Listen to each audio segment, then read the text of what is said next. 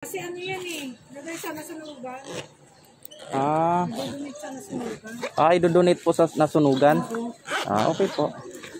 Yan po yung maganda. Sa inyo 100 po. Pinessage namin 100 dibayad sa'yo. 100 po. Okay. Idodonate sa nasunugan kasi. Yun po yung maganda ma'am. Nakakatulong sa ano no? Kasi sayang naman dito sa amin, nakatambak lang eh. Nakatambak lang po sa inyo. Oo, mas mga masikip na sa amin pero ang daming bago. Mas okay nga po ma'am kasi para makaano din po magamit ng ibang tao no. Dami ko nga tinapon dati sa basura eh.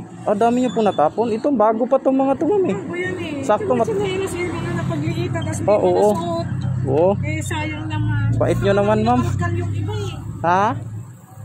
Hindi pa nga namin nakalkal yung iba kasi busy ako. Donate sa nung hipag ko sa sa nasunugan daw. Yun yung tunay na hero ma'am. Maganda yung tumutulong sa ano. Sa sayang lang. Opo. Maganda yung nakatulong sa Kuya, pakisingil mo sila kailangan. ng 100. Sige po ma'am.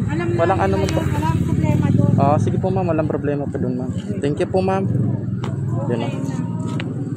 Ano pala to sa mga ano guys. Nasunugan.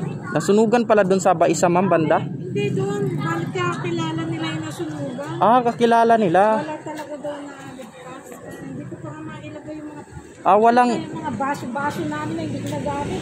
Walang nailigtas na mga maski gamit ma'am. Napagano po. Sa bata lahat na ilagay ko pang matanda, pambata no. Wala nga yung mga baso, hindi ko pa nagtatutunti yung mga baso sa permit namin. Yung maganda ma'am para Kuya, pakisabi mo 100 ang singilin mo sa kanila. Sige po ma'am, maraming salamat po. Thank you po ma'am. Okay guys, nandito na tayo sa pick up. So hintayin lang natin kasi kanina may hawak siyang aso. So baka itatali muna. Kasi baka pagbitawan patay tayo. Pang ano nyo to sa ano ma'am? Sa nasunugan. Sa nasunugan po ma'am.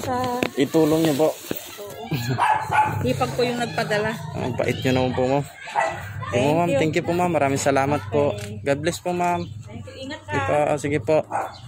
Bait ni ma'am. Ayan. So first customer. Napakabait. Bless na bless tayo ngayon. So sana sa pahuli hindi tayo sana ganito pa rin kabait yung mga customer natin. Meron kasing iba guys, awayin tayo.